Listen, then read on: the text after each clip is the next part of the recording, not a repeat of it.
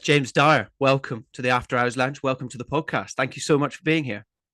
Oh, thank you for having me. Oh, it's a pleasure. I've been chasing you for a while, so this is very much a golden goose situation. Um, I've started doing, or in the last few episodes, I've started doing it, and it was kind of born out of a previous podcast I did, and we were talking about the fact that men these days, in particular, they interact with each other by basically giving each other shit. And Yes. there's never actually compliments being paid towards each other. So I'm now going to pay you a really probably uncomfortable compliment to get the podcast started, and that is you and the rest of the Empire team probably don't realize how much effect you have on people. But I discovered podcasts in 2018, end of 2018, and it was the lowest moment of my life. And I still remember walking on the beach.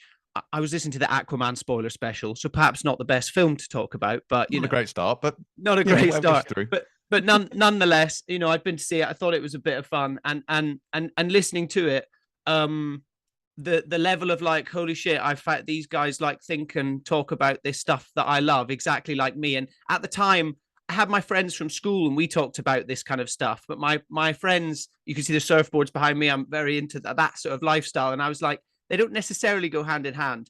And yeah, all I'll say is the podcast you guys put out have enormously helped me in the last 2 or 3 years. And I came to see you guys live in Brighton as well. I was actually late. I was the one that was Were late. you? I'm actually on Did the we call you podcast. out? Yeah, Chris called me out.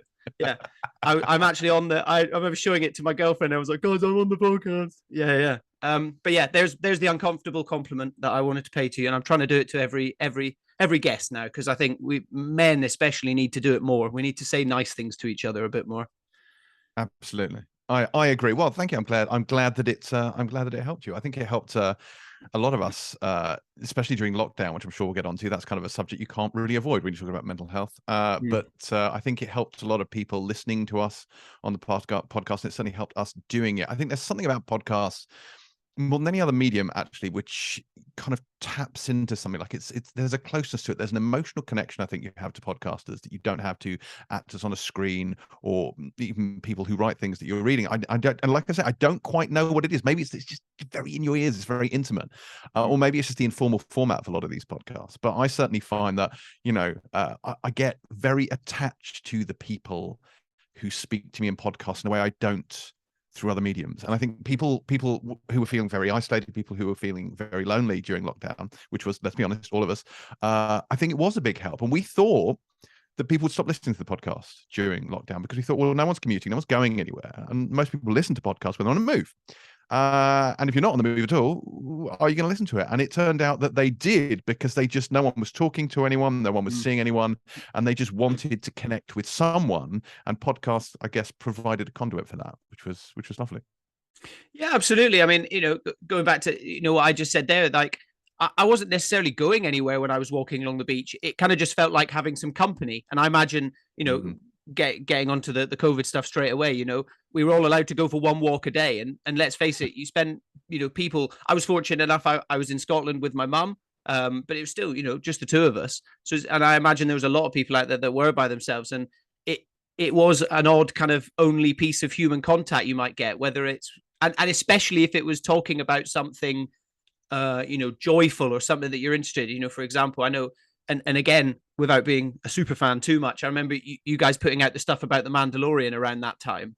Yeah. And I knew that every week, every Monday, I was like, nah, I'm going for a walk by myself today. You take yourself for a walk, and I was like, it was like an hour of every week that I was like, yes, and I was excited about it. So I think there is a familiarity. I think there's a relatability to it as well. It's quite hard to relate to A-list movie stars or famous people on TV and things like that. Whereas from my experience, as I said, listening to you guys, talk about movies and TV shows and things like that, I'm like, that's what I thought when I left the cinema as well, and I've been lucky enough for people to have said that about this podcast that I do. People have said it feels like I'm just sitting in the living room with the two of you guys talking, or, things like that. So it is, there is something interesting to it. And I perhaps haven't actually thought about it until you said it like that.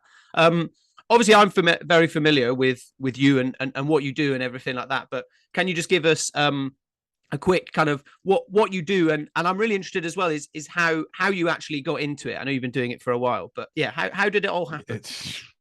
A while would be an understatement. Yes, so I have a kind of meaningless job. My job title is hang on, what is it? Editor-in-chief brackets digital at Empire Magazine. But what I mean, I'm not sure how much that actually overlaps with what I do on a day-to-day basis.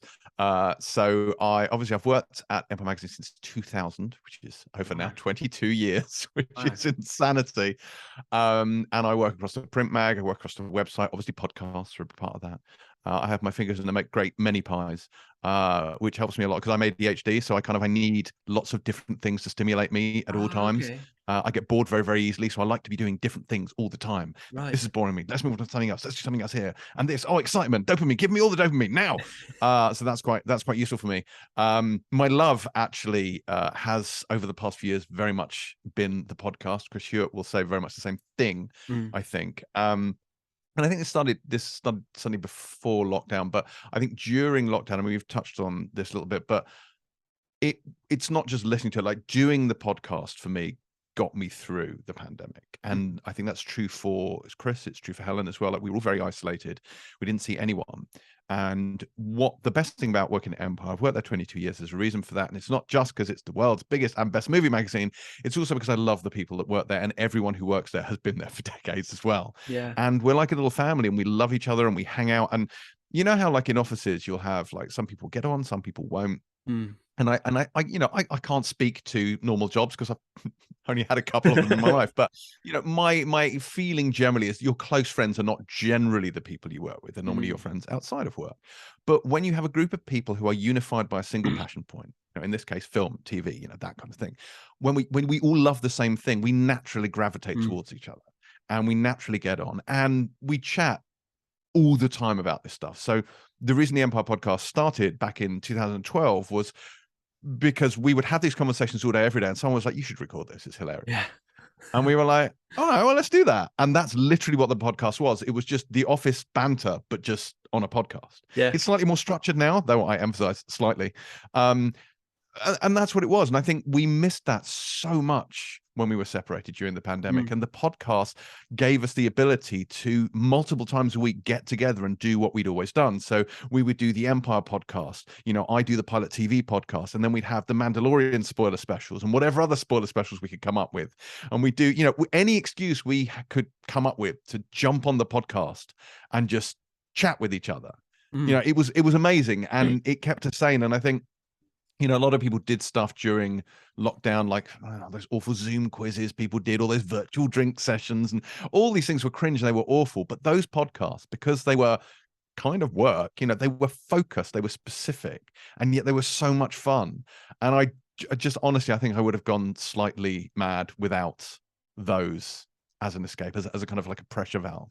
To do multiple times a week. But you did ask a question. Sorry, I have a tendency to ramble and go off topic. That is very much my thing.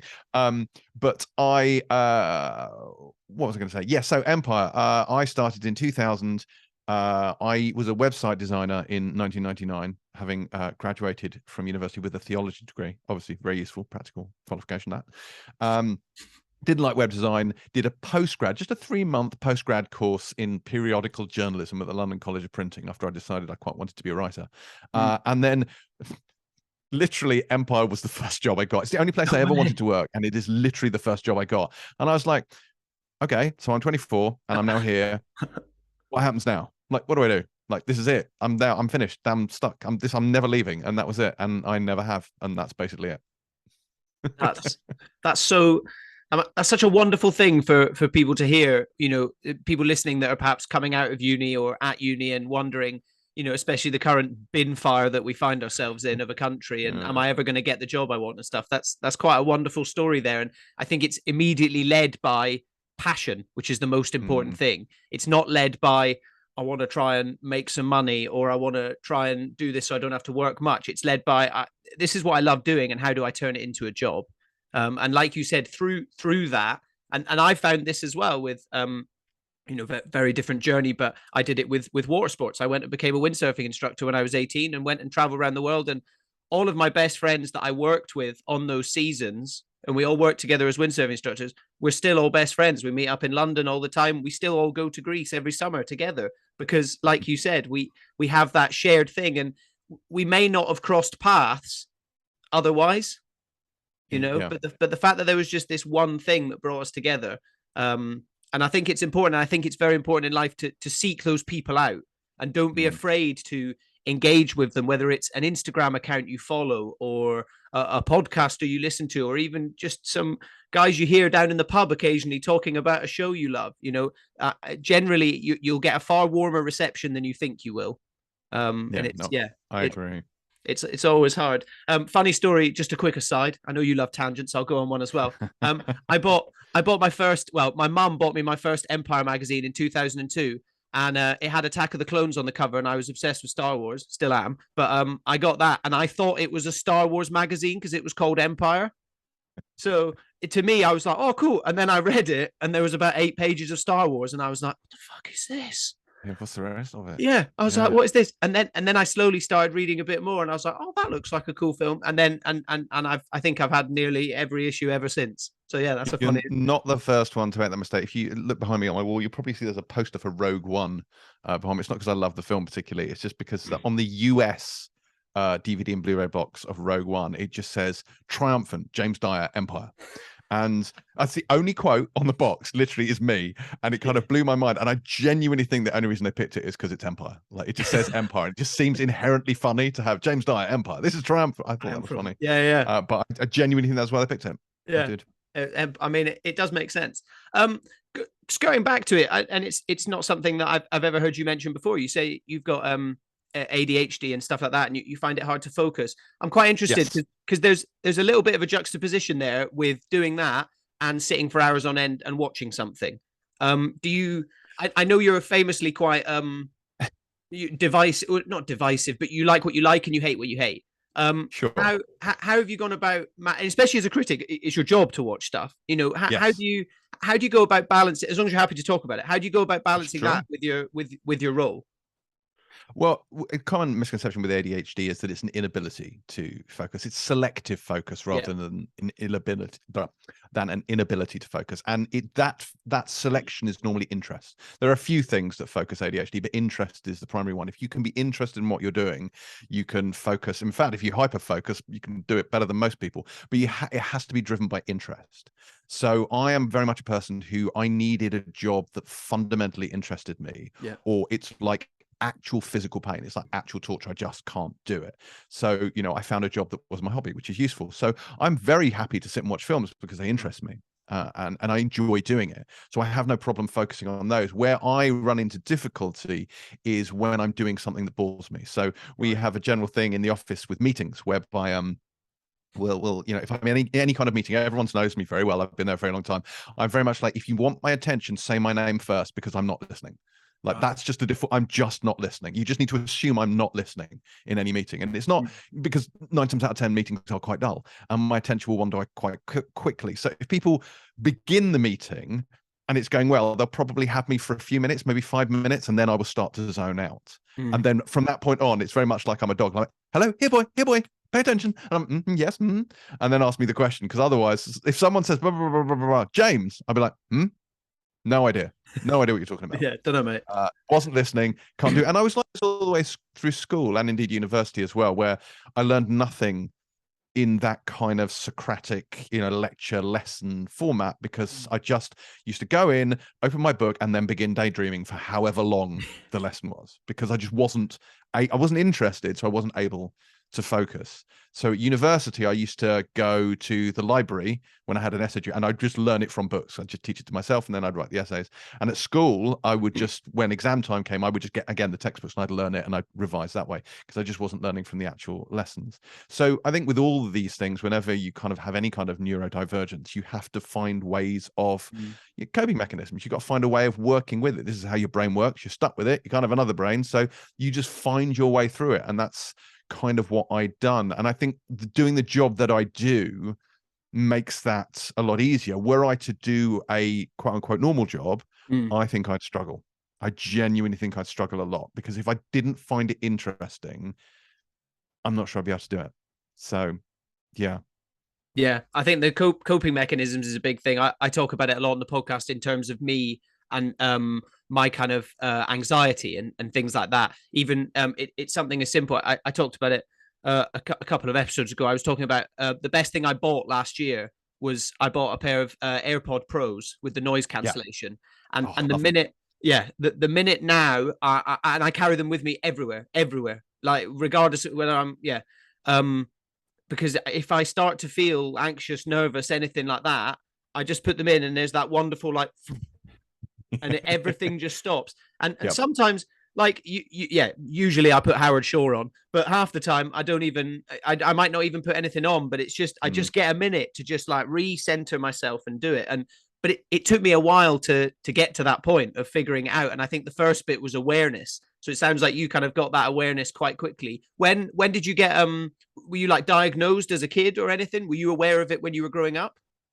No, I actually wasn't. And I think part of that was it wasn't really understood when I was at school. That's not to say people Right. didn't know what it was and people did bandy the term around, but it was mainly, it was the hyperactive part they focus on. Because obviously the way people used to see it is hyperactivity or ADHD was mainly seen as the domain of young, slightly criminal, attention-seeking children running around, boys mainly running around, screaming, smashing things, just misbehaving.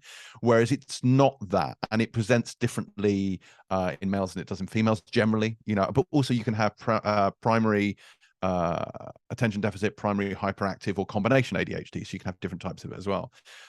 So no, there was no real understanding of what it was. I was just, at school, it was just like, oh, he's a dreamer, he's lazy. That's how I was labeled. I was labeled as lazy and a dreamer. And I'm actually, I mean, dreamer perhaps, but I'm not lazy in the slightest, but I don't do things that don't interest me, and I have no willingness to participate in things that don't interest me. So I guess that's where the laziness thing came from.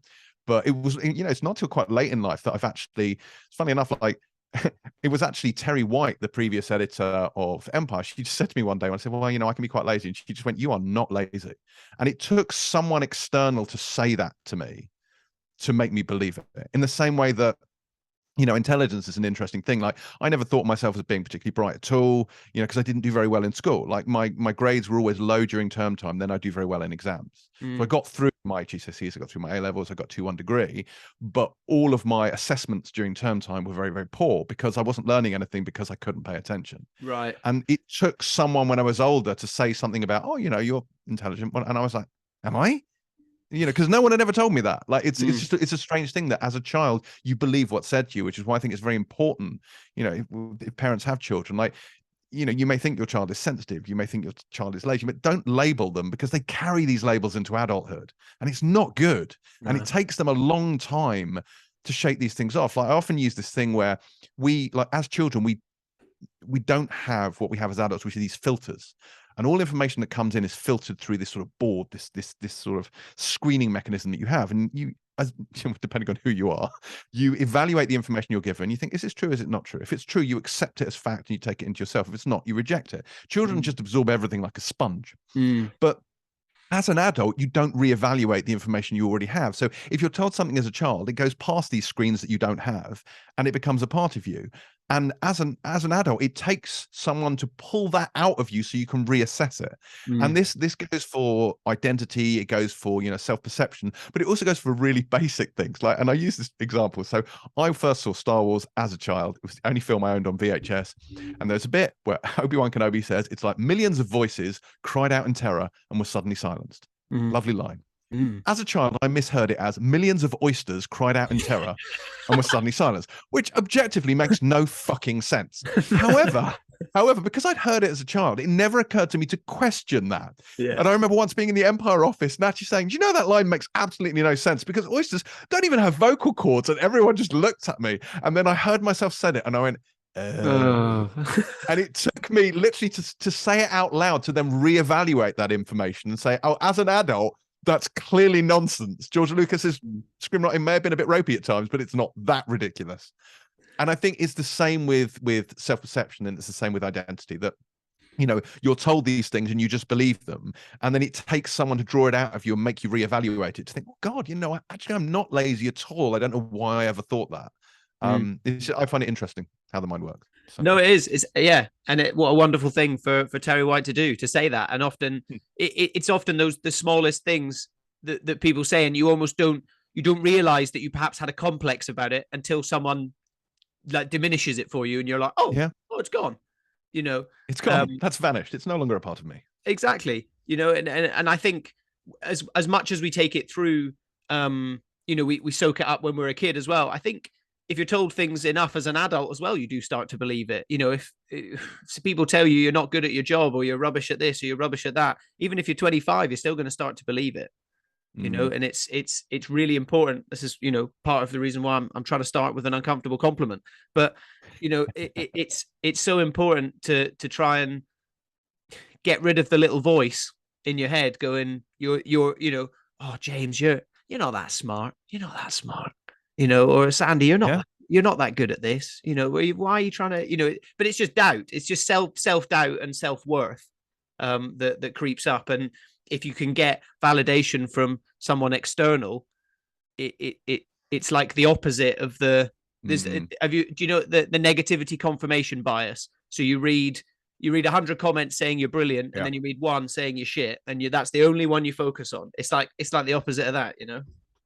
Hey, do you read your iTunes reviews? Like literally, because so interestingly, we approach these in different ways. So Chris Hewitt, who I do the Empire podcast with, is not one for that. Like he suffers from negativity confirmation a lot, where like if a negative review will really bother him, like it really stays with him, and it bugs him.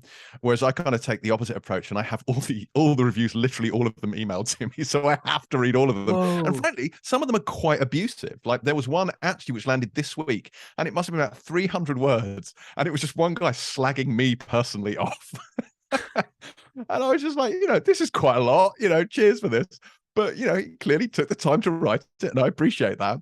And I think it used to bother me a lot more than it does now. I think now, and look, I won't say it doesn't bother me at all, but I kind of think it's important to read it because, frankly, I don't know how to make the show better. Pilot in particular, I don't know how to make it better unless I'm listening to feedback. So I kind of think I owe it to the audience to read their reviews, so that I know what it is they like and they don't like. I don't want to operate in this kind of solipsistic bubble where it's just my own projection of self, But yeah, it does sit with you. And you're right. You can read 1,000 sort of positive things and just think, oh, that person just thought this, or I was on a good day, or, oh, it's because the guest was really good that week, or the show we reviewed was really good. And then someone says, you know what, James is really like full of himself and annoying. I'm like, oh my God. It really is me. The show is all about me. It's just me projecting my own ego. And oh my God, I'm awful. I'm the worst person alive. And it's very easy to spiral into that. And you have to kind of go, no, enough people listen to this fucking thing that there must be something good about it. So, Yeah, I'm not. I don't go near it, and I think it's because, again, what I was saying earlier about awareness. I'm aware enough of myself that I'm like, I'm too sensitive for it. I can't. I'll just go into shutdown completely, and it'll. I just try not to make room for it now, but equally, but I understand with you, your one is perhaps slightly more of a business than me, but I'm talking about just in general, in my life in general, any kind of if there's an option where I can not see feedback, I'll I don't want to see it. I'm not even if it's great, because like you said, and you said it brilliantly there, even if it's great, I'll still pick holes in it. I'll still be like, no, it was who I was with that day, or it was can't have been me.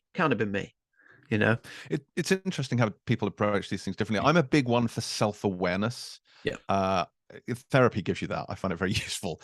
But just being able to reflect on your own behavior and know how your mind works and why it does the things it does. And I think, growth sometimes requires holding up that mirror and confronting uncomfortable aspects of your own personality and your own behavior. And I think it's important to, to audit what you do and why you do it, and actually reflect on that sometimes. Like when we do the podcast, I am aware that some of the things I do that are irritating, I still do them. That doesn't mean I'm not aware that they're irritating. And sometimes, when Terry's like, oh God, you're so fucking smug. And I'm like, yes, that is true. I am slightly smug. That is part of my personality. However, I'm choosing not to change that. Because it's part of the show, and it was part of our dynamic. But yeah, I think there's something to be said for that. And I think, like you mentioned this at the beginning, it seems to be, it's not an exclusively male problem, but I think men in particular are often reluctant to confront truths about themselves, to look at emotions, because we're all emotional beings. Like we respond to things emotionally first and foremost, intellectually possibly second, but it's always emotionally, and men don't seem to like to talk about those things or to audit those things. And I think that's a really important part of what our society needs to do going forward. I think men in particular need to become more comfortable with what emotions are, how they label them, how they identify them. It's essentially emotional intelligence, the ability to identify what other people are feeling and empathize with them, and to label and identify your own emotions, and see where they're coming from, what they are, and where they're leading you, and whether or not that's a good place. And I just think maybe that's a conversation that needs having more. Yeah, absolutely. And then on top of that, if you realize it is going to a bad place, figuring out the mechanisms to work on how to not go to that place. Like I said, as simple as it is, it's the one I said, with my, one of the biggest things I've realized is, like, without making myself sound perfect, I like to think I'm quite a good bloke, and I'm not that much of an arsehole. I don't comment on people's stuff online or anything like that. I very much like to, I suppose, stay in my lane in a way. I'm like, I try and focus on what's in front of me. But I think where a lot of my flaws are is my, like, self-worth and things. So for me, it's like my anxiety and me feeling low. And then for me, it's been examining that. But again, maybe that's me going, I think I'm a good bloke, but other people are like, nah, he's not, So who knows? It's difficult. No, I think you're absolutely right. But everyone gets anxiety to greater or lesser extent. Sometimes it's very around a very specific thing. Sometimes it can be a generalized thing. Like, one of the difficulties I often have is writing, weirdly, as a writer, because the thing with ADHD is you can't always focus, and when you write, you have to focus. So I have to give myself how I cope with this is, like, if I have a piece that's due on Friday, I start it on Monday, because if I start it on Monday, then I have 4 days where my brain can refuse to cooperate, and I only need it to work on one of them. Okay. And if it doesn't work on the other 3, that's absolutely fine. But I know that it will work, or at least I hope it will work on one of them. The odds are in my favor, I suppose. That's what I'm saying. Whereas, and I generally turn down writing tasks when there's a really tight turnaround. And my whole point is because I genuinely don't know whether I'll be able to do it at any point during that time period. Because if my brain decides not to cooperate, we've got a problem. So, I need to factor in the daydreaming and the faffing and the walking around and the making tea and the eating chocolate and doing all the many things I will do to procrastinate. So because I can't quite focus on, and then all it will take is, and then suddenly my brain will go snap, and I'm like, oh, now I can do it, and and the copy will flow. But there's no way. I've likened it to like having an old motorbike, like an old Triumph bike in your garden. Like, you can get on it, you might want to go for a ride. You don't know whether it's going to start from one day to the next. You just got to keep kicking on it and hoping for the best. And sometimes it can be a bit like that. But if it does start, it'll take you all the way to the other end of the country, kind of thing. Indeed. There's a certain, I don't know, maybe I'm talking shit, but it seems like there's a certain purity in that to me, is because I think so many people go through work days or something like that, kind of in the gray of that a little bit, where they're like, yeah, I'm at work and I might do this, and then I might go or do some online shopping, and then I might check Instagram, and then I might do this. And actually they then get to the end of a day and they haven't even really done anything, but at least you get to the end of, say, a week, and you're like, I have achieved. And you get that sense of, right, I'm handing it in and I've done that. And whereas I think sometimes a lot of people, they don't even get the achievement sense, because you've appropriately, figured it out in yourself. This is my process. But a lot of other people, I feel, don't. They just keep going along, in the gray, for lack of a better term. Yeah, I think that's true. And I think, different people approach writing different. Dorothy Parker once wrote, I hate writing, I love having written. And that's very much how I feel about it. Like, the actual act of writing, I find just excruciating, but I love looking at the thing that I've then created. Oh, that's good. I like that. How on earth did I do that? And I do this, people talk about imposter syndrome. I would genuinely look back sometimes on things I've written. I think, I can't have written that. How did I write that? I couldn't do that again. I couldn't repeat it. But of course I probably could. I did it once. Surely I should be able to do it again. It's logical. But I look back and I think, I genuinely don't know where that came from. That's weird. I mean, talking of imposter syndrome, that was one of the big things I wanted to talk to you about, given, obviously starting out and first of all, the imposter syndrome of, holy shit, I'm 24 and I've got my dream job. What do I do now? But then added onto that, all the accreditation you've had since, starting the podcast, that being an enormous success, interviewing all these huge stars on stage in front of hundreds of people and all this stuff. Has that ever become a real bother to you? Or, correct me, I could be barking completely up the wrong tree. Part of me wonders, does your ADHD almost help that a little bit, because you're like, no, I'm in hyper focus mode now. I'm I'm sat next to Henry Cavill or whatever on stage in front of people. I'm doing this. I'm talking. I'm in focus mode here. Or does that kind of creepy moment go, what the fuck am I doing here? Oh, no, that happens all the time. Imposter syndrome, the best thing about imposter syndrome is it never, ever goes away. It's your friend for life.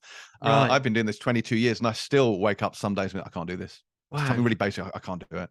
Yeah. It happens all the time, and ADHD affects all sorts of things, like so interviews and whatnot. Yep. The thing with ADHD is sometimes it can affect memory a little bit. Like you just can't remember something you should remember. I mean, that happens to everyone, but I think with ADHD, it's quite typical. So in an interview, if you run out of things to ask, that's not good. Like if your brain goes blank in an interview, that's a bit of a problem. And then, add to that a little bit of social anxiety where awkward conversations make you feel a bit cringe to begin with. And that's a perfect storm for massive anxiety before an interview. But again, it's coping mechanisms. It's finding what works for you. Like, there are quite a few ADHD podcasts and stuff out there, but a lot of them say there's no one size fits all fix because it's so individual. You just have to find out what works for you. Like little things I have an app called Due, DUE, and it's just basic reminder app on my phone. But what it does is it nags. So it won't just remind you once, it will keep fucking reminding you until you tell it you've done the thing. And it's like, you're fine, all right? Yes, fine. I'll go and I'll buy some bread. Jesus Christ, leave me alone. But I need that because in between, I'll get the reminder, but think, oh yeah, I must do that. Instantly forgotten it and I'm doing something else, and I need it to 1 minute later go, that thing I just reminded you of, it's still, oh yeah, all right, fine, I'll do it now. So that helps me. And when I do interviews, my sort of process for that is I will write out all of the questions in full, learn questions in full, have them on my lap and then not look at them. Because I have them there in case my brain stops working and I need them. So it's there. That's my safety net. It's there. Yeah. But hopefully I just won't need them. And 90% of the time I don't. And it'll just be a conversation. It'll go really well. But I'll still do tons of prep to make sure that I have enough that it's unlikely that I'm going to get caught out. Because again, it stresses me out. Yeah. So yeah, like I said, I've been doing this a very long time and I still get nervous. All of us do. When we do a live podcast, it is a bit nerve-wracking when you go up there and do it.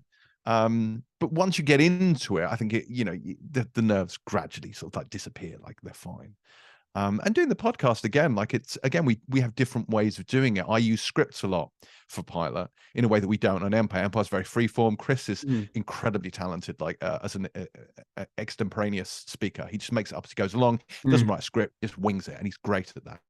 I struggle to do that because again, like sometimes it will work for me and sometimes it won't. So a lot of the times I like to have a script and work off a script, or at least have the script there in case I need it, so that I don't have that minute where I just go into full panic mode and be like, oh God, I can't speak. What am I supposed to be doing here?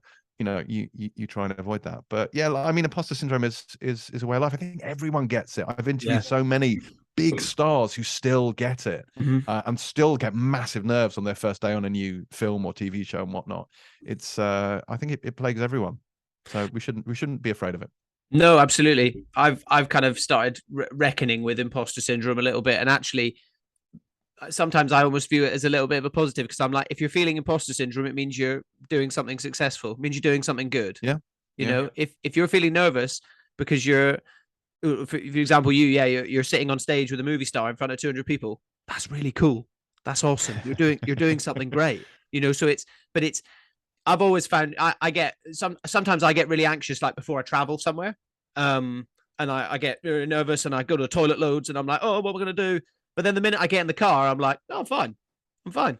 Yeah. It's often the overthinking before you actually get to do the thing. And like you said, as soon as you get to the thing, you sit there, you're like, oh, right. And especially if you've got experience of doing it before, and unless it's gone horribly wrong in the past, and then that's a whole different thing, because that's trauma essentially. Well, yes. We talk about this in the office a lot. There's nothing better. There's no better feeling than when an interview's gone really well, and there's no worse feeling than one has absolutely died on its arse. Like those are excruciating. And the amount of times me or Chris or Helen or Nick or anything, we've called the others and oh my God, I just did a nightmare interview, and you have to kind of have an impromptu therapy session just to kind of just clear the air. It's like, oh my God, this is going to be my whole night. I'm not going to sleep tonight. I'm going to be stressed about this for like a day because it was just such a nightmare. That's not fun. Yeah, I can imagine that's quite quite stressful. And as you said, it's like you've obviously got a passion about it as well, because but also like it's work, so it's like double pressure, because you want to do it well, especially if you're sitting with someone who, you admire their work, or you've just seen a film that they're in that you loved or something like that.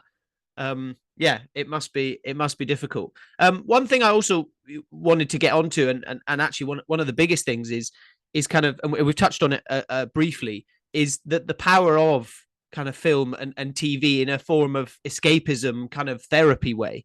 For me, it's completely my escape, and obviously for you it's slightly different because it's also career orientated. For me, it's not at all. So it is complete escapism. For example, hour and a half last night, watched the first episode of The Last of Us. I didn't play the game, so it's just completely new. And I put my phone down for an hour and a half, and my girlfriend was sort of dipping in and out. She's not as into it as me. It just film and TV. But if it's engrossing, she'll suddenly sort of perk up, and the phone gets put down, and she's like, "Oh right," and gets into it. And from I watched C on your recommendation. I watched it for 9 solid hours on my iPad on a plane to Brazil in November. Good work. I watched the whole of season 2 on a plane, the whole thing. And was obsessed with it and told all my friends about it. Now all my friends are watching it, and I feel very pleased. So I'll thank you in advance for that. Yeah. I've got mates messaging me about how cool the Travantian cities look, which is pretty sweet. Yeah. But for me, that has been escape, and especially at my lowest point, things like even, for some reason, and it's not even that good a film, Aquaman. Like, I go to watch Aquaman in 2018 at the cinema, and I went by myself. I go to cinema by myself a lot. People think that's weird. I don't think it's weird. No, it's perfectly normal. Yeah. I went by myself to watch it, and just for that 2.5 hours, without going too deep, like, I forgot that I wanted to kill myself. I had those 2.5 hours, and I was like, cool, a drumming octopus, and now it's Jason Momoa, and oh, sweet. And all this. And then I kind of come out, and then kind of even for the rest of the day, I'm still like, oh yeah. And I'm not saying it's, putting it off as well isn't a good thing. I'm not saying that's what it does, but it does just let you get away for a little bit, in the same way that playing a sport does, or anything like that. And then also the representation you get on screen of, if someone else, the one I always talk about in the podcast is Thor in Endgame, and him when he does that, and for anyone listening, I'm putting my arm out like I'm trying to catch Mjolnir. He puts his arm out and he closes his eyes like this, and he's like, and you hear it, and it into his hands, and he's crying, and he's like, I'm still worthy. That hit me like a ton of bricks in the cinema, as a man who has always been trying for years to be as ripped as his friends, to see Thor there, and with a bit of a tummy and all this, and he's like, I'm still worthy, even though he's gone through all these mental health issues and all this. Like, it completely killed me. So it's interesting you mentioned that, because that is obviously quite a divisive part of that film. It is. And like, we've had this conversation in the office. Certain people in the office think it's unnecessary. It's a fat joke. Like, it's fat, is body shaming. It's awful. And like, I've always approached it much the same way you did. Like, it's like, yes, it is all of those things if you want to see it on face value. But for me, it is a study of self-esteem, self-worth, and mental health. Like, he is at that point a person in mental health, in kind of mental health crisis. And people do, resort to, unhealthy, unreasonable. He's eating his feelings, he's not looking after himself. He's doing all of these things. And it wasn't, yes, there is a certain amount of gag, everyone calling him Lebowski, yes, there is. Jeez whiz. there are fat jokes in there. There are 100% are fat jokes in there. But at its core is exactly as you say. It is a man who has been dealing with, depression, huge amounts of anxiety, massive survivor's guilt, all of these sort of things, and it's caused him to essentially retreat from the world and escape into essentially playing Fortnite online, which we can all identify with. Although with me it was World of Warcraft, and I found that really interesting. And I'm not going to say, oh look, I felt seen or anything, but like, it spoke to me. I really got that in the same way that you did, and I really like that sequence, and I enjoy Dad Bod Thor, or whatever you want to call him. Yeah, well, the big and that scene, in particular, and just that whole bit where they go back to Asgard, that really just like got me in every way. But then, especially at the end as well, when he's like, right, I'm gonna, take Thanos on again, and he shoots the lightning and all this, and he doesn't suddenly have a 6-pack again. He's still fat, He's still Yeah, fat. I mean, they did away with it in Love and Thunder, which I don't want to fucking talk about. sure. But you know, he's still fat, but he's still an absolute machine. He hasn't lost any of it, which is why I wonder some of the people going, "Oh, it's fat shaming and stuff." I'm like, you do realize an hour later he's still fat and he's still destroying everyone. Like, if anything, it's the opposite. But I mean, I don't necessarily get into that. But that also Sure. really spoke to me as well. I was like, you know, he's still struggling at that point as well. He's not fixed. Mm. But he's like, I'm going to kind of do what I need to do. And I appreciate some people listening to this may be like, oh, for fuck's sake, it's a Marvel movie, shut up. But I was like, it was kind of that little bit of sort of mental health representation on the biggest stage in the world that we have, Mm. you know, and that I'm not saying I left the cinema and thought about it every night for the next few months and it completely fixed me. But for that moment in the cinema, I was like, cool. And Thor's my favorite as well. I'll say it. You know, Yeah. and I'm like, the fact that he's, you know, going through this as well, I was like, this is cool. And I imagine there's also a lot of people out there that will have that, and that will also have had it from various other film and TV they've watched. How do you ever find yourself relating to things like that, given the way that you've got to look at things a little more analytically, I suppose? So you say that, but I don't, and this is why. I mean, look, genuinely, this is why I'm not. I don't think I'm a natural reviewer. Like, so I'm a film journalist, I would say, first and foremost. I never really call myself a film critic, right? because obviously that's part of the job, but it's never a part that I've massively enjoyed, the act of reviewing, partly because it can be inherently destructive, and I'm not sure that that's necessarily the best. You know, you're taking something that a lot of people spend a lot of time on, and then you're potentially kicking the shit out of it. There's some schadenfreude there, but it's not a particularly admirable thing to do. But I think more from my point of view is that's not the way I like to watch things. And different people watch things in different way, as I have discovered from the many people that I've worked with. Like, a lot of film critics do watch things, as you say, analytically, objectively. They sit apart from it. And when you are going into a film, we have a thing at Empire where it's, you know, Terry actually was the one who used to articulate this best. She used to say, oh, am I watching this or am I watching it for review? And that was a crucial distinction. If she'd watched it not for review and then was asked to review it, she would need to see it again, because you need to watch it for review. And to do that, you have to set apart from it. You have to potentially take notes, but you do have to look at it in a different way. And for me, that ruins a film.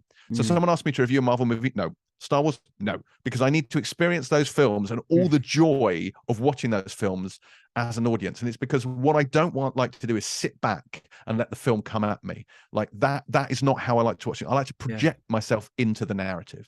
I'm in the film.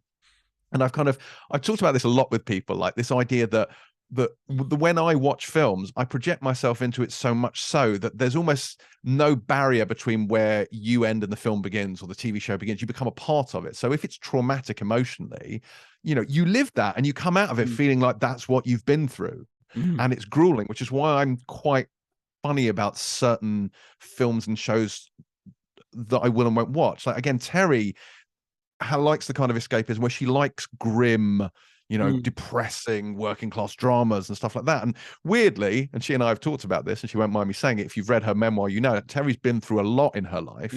And I think parts of that is she looks at really depressing things about abuse, and it normalizes her own past in a way that she can relate to it. And she quite enjoys seeing that. Whereas for me, that I get traumatized by it. I can't deal with it. Like, it'll ruin my whole day. Like, I remember coming out of watching The Mist, you know, Frank Darabont's The Mist. Love it. The Steve story. And I wandered the streets for maybe 6 hours after that, unable to speak to anyone or function, because it just, the effect it had on me was devastating. To be fair, I think that's what it did to everyone who saw it, but I'm not special in that regard. But I suppose before I start going off on a tangent, I guess what I'm saying is, so when I watch things, I like to project myself into them. I like to become a part of the narrative, which is why I gravitate towards speculative fiction. I like fantasy, I like science fiction. I like everything like that, where, you know, I can be in a world that's as distinct from this one as it possibly can be. It takes me out of, you know, the current shit show with look around, everything, you know, I need to go somewhere else. So stuff like Game of Thrones, stuff like C, you know, it feels distinct from that. And I think every single person needs an escape valve. For some people, it's drugs. For some people, it's alcohol. You know, for me, it's fiction, and it always has been. You know, I don't do drugs. I don't really drink much, but I watch a fuck ton of TV. And like, when I've gone through particularly difficult periods in my life, like I've at one point, you know, I went through a very bad breakup. I was like, I'm going to rewatch Game of Thrones. Do you know what I mean? And for me, I was like, brilliant. I've got fucking 8 years of this. I can just plow through it. And I will be in Westeros for the next however many weeks it takes me to do this. And during that time, I will not have to deal with my shit here. I can just watch that. And I find it incredibly therapeutic. Deal with their shit 100%. Yeah. And I think having a valve like that, especially a valve that doesn't, increase your cholesterol or give you an addiction or damage your liver, all it does is damage my eyesight, and I'll take that. Yeah. That's fine. Yeah, that's really interesting you say that. And like, especially what you said about Terry. For anyone that doesn't know, Terry released a book. I've not read it. Terry was the editor of Empire, and she released a memoir about her experiences with abuse as a kid. And I believe it's now being turned into a TV show or a film. Indeed. Coming Undone is the name of the book, and it's going to be on Netflix, and Billie Piper is playing Terry. So that's exciting. That's going to be really cool. But yeah. So it's interesting that she obviously gravitates towards things, as you said, it normalizes her experience. But at the same time, that can't be said necessarily for you, because you've never ridden a dragon, James. That you know of. I know of. And if you have, please can I come? I have Drogon. I have Drogon on my desk right here. Oh, very good. So, love him. Yeah. Yeah. No, I think I'm definitely in your camp. And I'm fortunately enough to say potentially that's because beyond my parents splitting up and a couple of bad breakups and stuff, I've not necessarily been through the things, so perhaps I don't relate to those things. So sometimes I do find those stories quite jarring. Like I watched Requiem for a Dream once, and I was like, cool, never doing that again.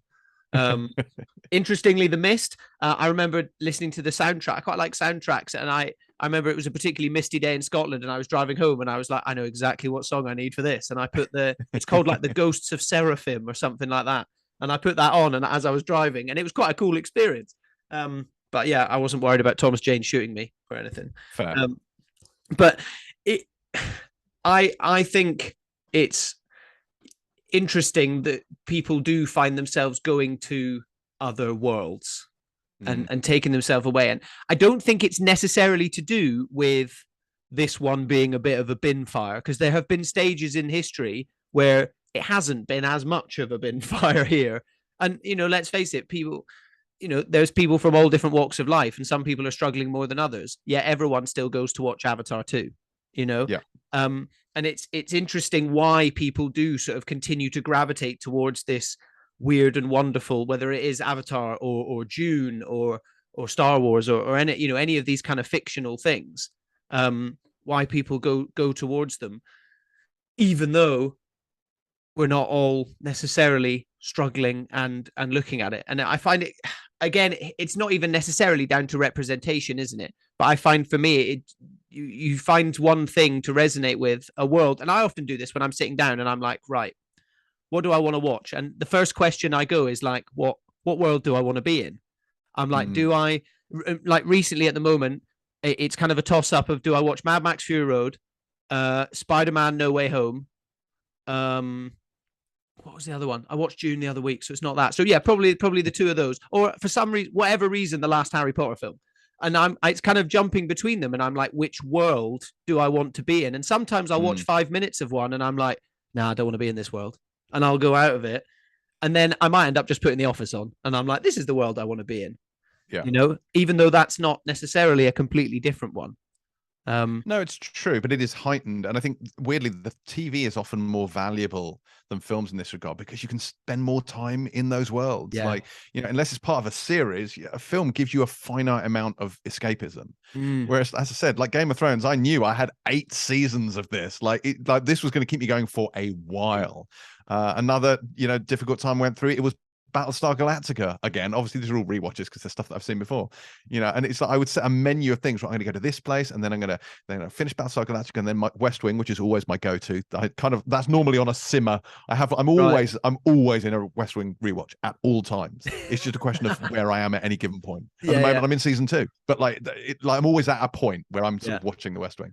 And that takes me to a very happy place. But I think that, it's really good to have your happy places and to know that, if you are in a period of crisis or mental health crisis, or you're upset, something bad happens, that you have a way of coping with it. I'm not sure that, a bottle of Jack Daniels is necessarily the best way of doing that. But if you've got a friend's box set or an office box set, absolutely, that should be your go-to. Yeah. And then hopefully by the time you've got through that and you've got through the next thing afterwards, you feel a little bit better.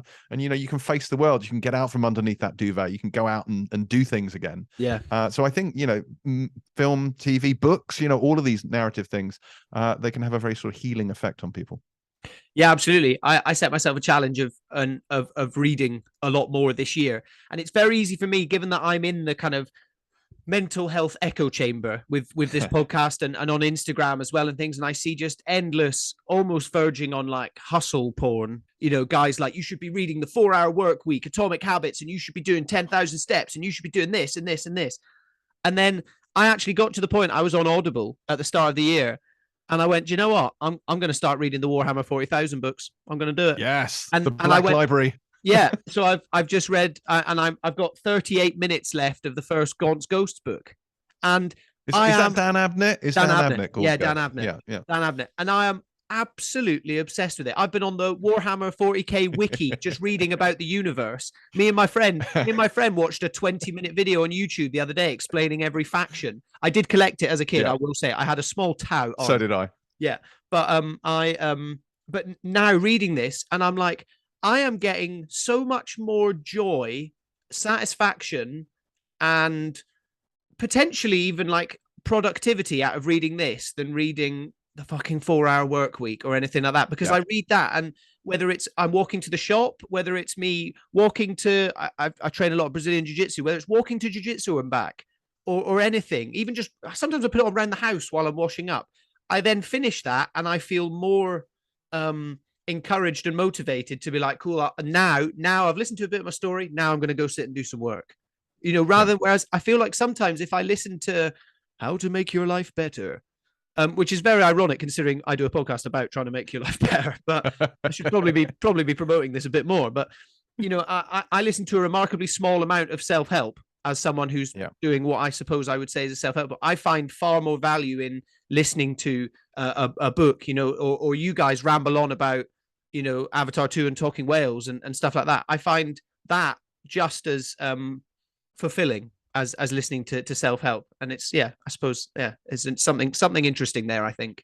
No, but I think almost better for you. I think the problem with self-help often is you're reading self-help, but all you're taking away from it is all the things you're not doing, all the ways you're failing. And actually it can be damaging to your self-esteem and your mental health. Well, actually something that makes you feel good about yourself, read about fucking Space Marines. Absolutely do that. If you sit down, I memorized all of the various chapters and the credos of the Adeptus Custodes. It's like, do you know what? Do that shit. And I've done exactly the same thing. I actually, weirdly, when I very, very, very strongly remember this, when I was in Amsterdam in 2008 for the first Avatar movie. I was interviewing James Cameron and the cast of it there, and I was doing the same thing. I was reading all the Warhammer 40,000 stuff on Wikipedia because I'd liked it as a kid, and I remember really loving the world building. And then I discovered the rabbit warren of information on Wikipedia about all the different chapters and the Eldar and all. I was like, yes, give me all of this stuff.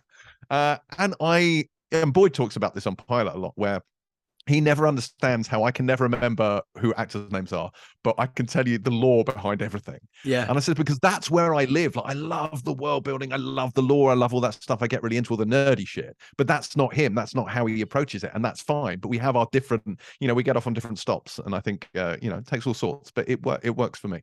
Well, like you said, you throw yourself into the narrative. So you suddenly, you don't see Matt Smith, you see Daemon Targaryen.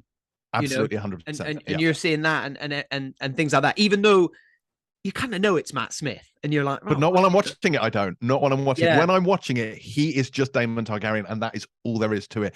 Yeah. And when I reflect on performances, I have to do that after the fact, because at the time it will be lost on me.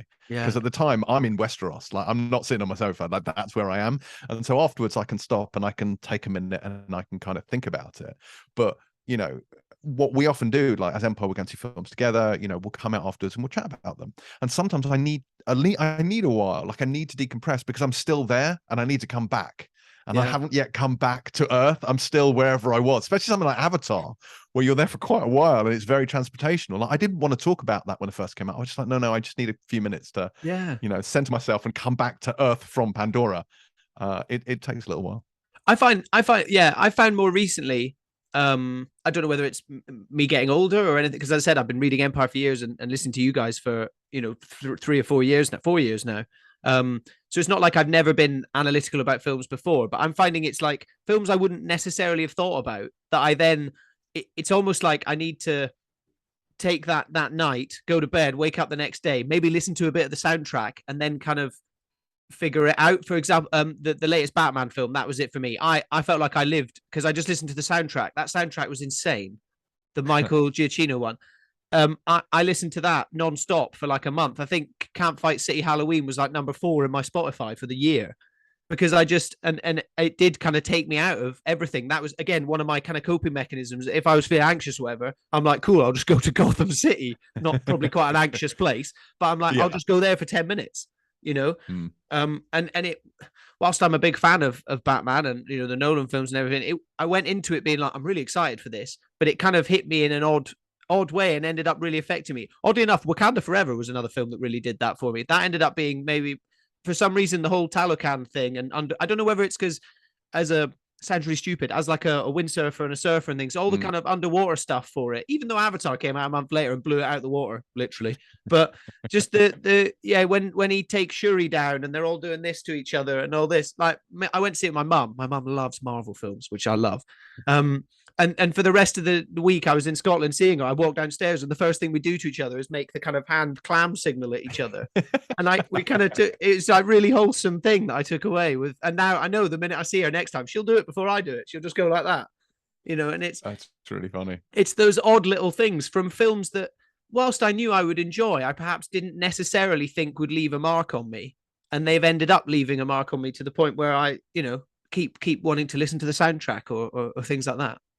But as with, I think, like there'll be certain albums, certain songs that have an emotional resonance to you, depending on when you first experienced it or when you most listened to it, and you associate it with a mental state, with a feeling, with a period from your past. So I think the same thing can be true of films. Like so many, and this is a very Empire thing, and this is something that's quite special about Empire, is that like my friends from home, who I've known like all my life, like they know me very well, but they don't get me in the way that the people at Empire do. And the reason for that is we communicate in film references like 80% of the time at Empire. Film and TV references. Like me and Chris, like frankly, we can have a whole conversation just in Predator quotes. Like it's absolutely ridiculous. But there's something about that, and because these films, Predator's not just a film that is great, although it is a film that is great. It is a film that was a seminal landmark in both of our childhood. So it's rooted in our very beings on a very fundamental emotional level.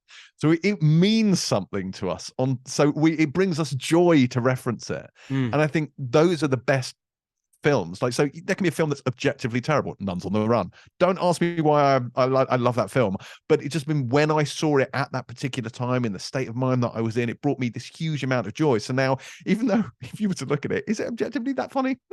It doesn't matter. Like to me, it's still hilarious because I still associate it with how I felt when I first saw it. Yeah. And I think that's true, whether it be the Giacchino soundtrack to the Batman, it'd be something like that. Like it roots itself, it burrows into your kind of emotional state at the time. And I think you can conjure that up again every time you revisit it. Yeah, absolutely. Me and my friends communicate exactly the same way, but it kind of goes in cycles. So summer 2021, we all lived in Greece for the summer. We were all windsurfing, and we all read Dune that summer. And then, of course, you can't drink the tap water in Greece.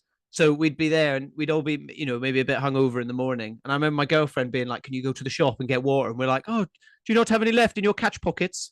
And all this. And she's just like, oh, I'm so fed up of your shit now.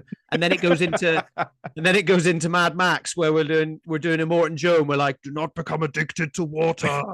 And it just rolls round, and you just get so much joy from it, and you're like, without these amazing things on screen, I don't even know what I'll be saying half the time, Yeah, it's shared experience, isn't it? They're common touchstones. They're things, and exactly as we started this podcast, it's things that bring people together. That you love this thing, you're referencing this thing, and you immediately have a connection with someone. If they get it in the same way, I don't know if you've done it. Like if you see someone with a T-shirt and it's like a reference to something that you know and you love, you immediately feel a kinship with that person because, you get them and they get you even if nothing else, on this one specific thing, you have that connection. And I think that's important. And I think, it used to be considered a very male thing, but I don't think it's gender specific. That idea of defining yourself by the things you love. It's why teenagers have posters on their bedroom walls. It's why we all had, well, for me, VHS back in the day, but then DVD collections, because I would define my own personality. Like it was like a badge. This is what I'm into. This is who I am. And this is all my stuff. Yeah. And I think, now where we're all sort of streaming and it's all digital, there's less of that sort of physical curation. So maybe it is about, it's just about the references you make to the things you love that are the sort of it's your brand, isn't it? It's your logo. It's like, this is who I am. This is what I love. This is me. Yeah, absolutely. Yeah. And it's almost, without getting too corporate, it's like personal branding, isn't it? I'm like, hi, I'm Sandy, and I'm currently reading loads of Warhammer 40K, and I'm very happy to talk about that. And I found it as well. And I suppose it's a struggle, without getting too much into it, because I know we're getting towards the end, but one of the what biggest things I struggled with was the reckoning of stopping being a kind of semi-professional windsurfer, seasonaire living abroad, to then suddenly coming back to the UK, and I went, oh, my identity's gone. My identity has gone. So what am I now? And I think through that, I found, well, my whole through line from the age of 13 to now, one of the cornerstones of my identity is I've always been known in the friendship group as, oh, Sandy knows everything about films. Sandy knows everything about films. And he'll tell you every, Game of Thrones writer. He knows who Aegon the Conqueror's sisters were and which dragons they rode and all this stuff. So I'm like, so that kind of carried me through for a bit until I kind of found my new sort of identity of, no, I can still be the windsurfer, even though I'm in the UK. And then I, find other interests and things like that. But that's really interesting. I think men do that. We do tie ourselves to our interests, and girls definitely don't do that. Women don't do that as much, I don't think. I wonder whether it's been, I wonder whether it's just been that society expects men to do it more, and it was more acceptable for men to have those kind of obsessions. I think maybe, it's not so much a kind of an inherent gender thing as it is just like it's a gender role thing. I think that's what gets imposed upon people. I actually think we're a lot more alike, all of us, one way or the other, as long as we're allowed to be. Yeah, I mean, Christ, I know as many female geeks as I do male geeks. Like I say, everyone who works in my core of the industry is defined by the stuff they love. So I definitely don't think it's restricted to men. No, it's wonderful to see it brought more into the mainstream. I think I'd have been a lot more popular at school if it was like it is now. I was a weirdo for liking the stuff I liked rather than liking football and stuff. And now that I've got this podcast, I've got guys I went to school with messaging me about, oh, the Last of Us, have you played the game and all this? And I'm like, hang on a minute. Yeah. Anyway, James, it seems like a wonderful place to wrap up. That nerd culture is everywhere, and do not be ashamed to never, absolutely not, just never be ashamed for being passionate and knowledgeable about anything. That's like one of the biggest things I've learned in this kind of thing. I used to be ashamed of, when I was sort of 20, 21, I was like, people would say something and I'm like, I know the answer. I know the actor that was in this film, or I can tell you which character they played, but I'm like, no, I shouldn't say it because people think I'm a nerd. And I realize now that's such a shame, and it's so wrong. So, and I imagine you very much echo that sentiment. 100%. You just have to find your tribe. I think with all these things, no matter what you're into, no matter what you love, there are other people out there into that stuff. And I suppose the internet has brought a lot of good things, a lot of bad things, but the one thing it does do is it connects people, for better or worse. But hopefully, like, if you can find your tribe, then maybe you'll find them online, maybe you'll find them in real life, or maybe you'll find them, as I did, in an office for your job. But they are out there. That's the dream. James, if people want to listen to you, obviously I do, but if people want to get into it and hear a bit more of you and what you get up to, where can people do that?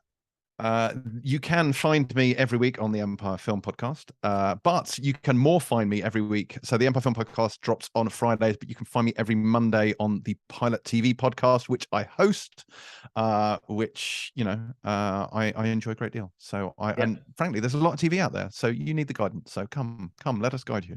And if you're unwilling to plug, I'll plug for you. They've got Pilot TV Plus out as well. So subscribe to that. I subscribed. I remember I was initially seething about the spoiler specials being put behind a paywall. And then I was like, hang on a minute. I don't drink coffee and this costs less than a coffee. So I'm just going to do it. And I've never looked back. So yeah, well, you know, highly recommend we that. put out more content. So yes, Pilot Plus has launched, but it's extra content rather than paywall existing content, which is good. If you have any questions about any of it, you can find me on social media at James C. Dyer. Yeah, perfect. Guys, you can also follow me pretty much exclusively on Instagram at the After Hours Lounge. If you like what I'm doing, you can head to the link in my bio. You can donate to the podcast, or times are tough, just give it a share. Put it in your story. Share the podcast with a friend if you think it may help. That is why I'm here and why I'm doing what I'm doing. So I will thank you in advance for doing that. Thank you very much, James, for being here. It's been an absolute pleasure. Thank you guys for listening, and we will see you for the next one.